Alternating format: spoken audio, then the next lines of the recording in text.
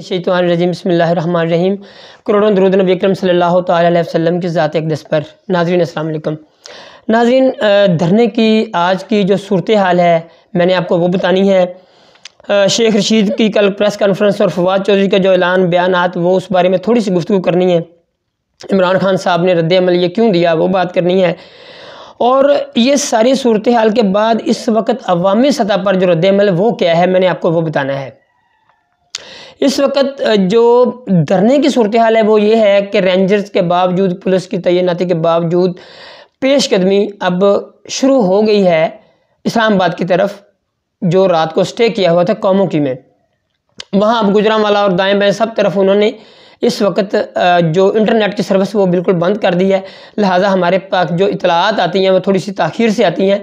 मगर इस वक्त जो मैं आपको बता रहा हूँ ये इस वक्त की सूरत हाल है जब वो नाश्ता करके उन्होंने पेशकदमी शुरू की है। अभी तक सुबह पुलिस ने और थोड़ी सी कार्रवाई हुई मगर वो फौरी रोक दी गई या रुक गई।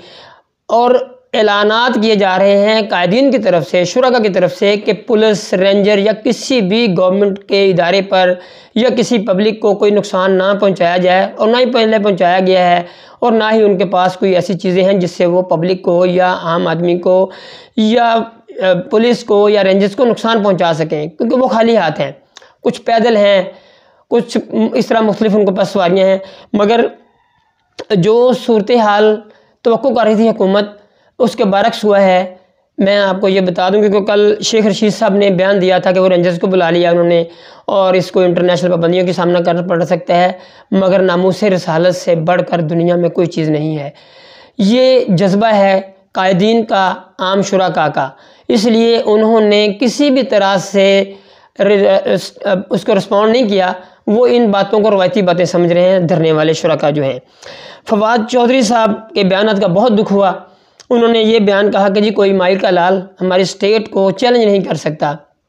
तो मैं याद कराता चलूँ अपना फवाद चौधरी साहब को कि सारे के सारे धरने और जितना भी सारा कुछ आपके दौर में जो आपके 2014 से लेकर 2018 तक हुआ था वो आपको सारा सुन लेना चाहिए। इमरान खान की प्रेस कॉन्फ्रेंस भी सुननी चाहिए, उसके धरने के बयानात भी सुनने चाहिए, उसकी तकरीरें भी सुननी चाहिए, उसने जो पार्लियामेंट पे हमला किया वो भी सुनना चाहिए आपको। जो इमरान खान साहब ने जो बिल जलाए थे, जो पाकिस्तान की तरीके सबसे बड़ा जुर्म किया था, वो भी आपको पता होना चाहिए। और आपको ये भी पता होना चाहिए फवाद चौधरी साहब की कोई माई के लाल, बहुत सारे माई के लाल हैं।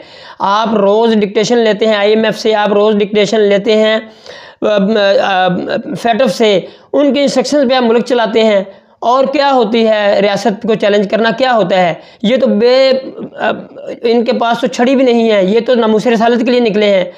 काफराना झंडे को आप बर्दाश्त कर सकते हैं मगर नामूस रिसालत के मार्च पे आप गोलियां चलाते हैं, उनको मिलिटेंट कहते हैं, शर्म आनी चाहिए आपको। बहरहाल इस पे बहुत कुछ कहने का दिल कर रहा है मगर मैं एक पॉलिसियों को, यूट्यूब की और अपनी एक सहाफ़त की कुछ अखलाकियात उसको मद्देनज़र रखते हुए मैं इससे ज़्यादा नहीं कह सकता आपको। दूसरी बात यह है कि एक एंकर है इमरान खान साहब। इमरान खान साहब आप भी प्लीज़ इमरान खान साहब के गुण गाने से पहले, उसके गाने गाने से पहले, उसकी मदासराई करने से पहले, तौबा नौज़ुबिल्लाह, आप उसके पिछले पूरे 3-4 साल के जो धरने के बयान आते हैं वो ज़रूर सुन लिया करें। और इस वक्त जो उन्होंने मुल्क की तबाही कर दी है, इस वक्त जो मुल्क की तबाही के दहाने पे पहुंचा दिया वो भी आप देख लिया करें। कभी अवाम के हक़ में भी वीडियो एक कर दिया करें। आप इतने बेहिस हो गए हैं, आपको अवाम की नहीं, आपको सिर्फ इमरान खान ही नज़र आता है। आपको कितनी फ़ीस मिलती है उसकी वकालत की? खुदा का खौफ करें आप। कोई तहरीक लब्बैक है उसके आप इमेज को समझें। इमरान खान साहब को तो खैर मिसगाइड किया जाता है, वो इसलिए ओवर कॉन्फिडेंट होकर ऐसे बयान दे देते हैं, ऐसा रवैया अख्तियार कर लेते हैं। इमरान खान साहब बजाते खुद एक अच्छा इंसान है, हमारी फ़ौज बहुत अच्छी है, रेंजर्स बहुत अच्छी है, पुलिस वाले भी अच्छे हैं, मगर जितनी काबीना है, जितने इसके वज़ीर हैं, इंतहाई घटिया किस्म के लोग हैं।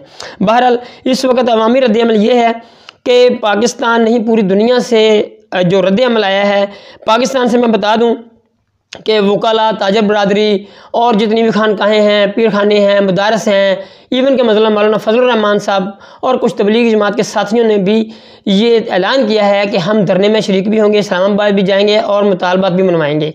क्योंकि इस वक्त जो हमारी आवाम की रिट चैलेंज की है फवाद चौधरी और शेख रशीद ने, ये किसी भी तरह से काबिल कबूल नहीं है।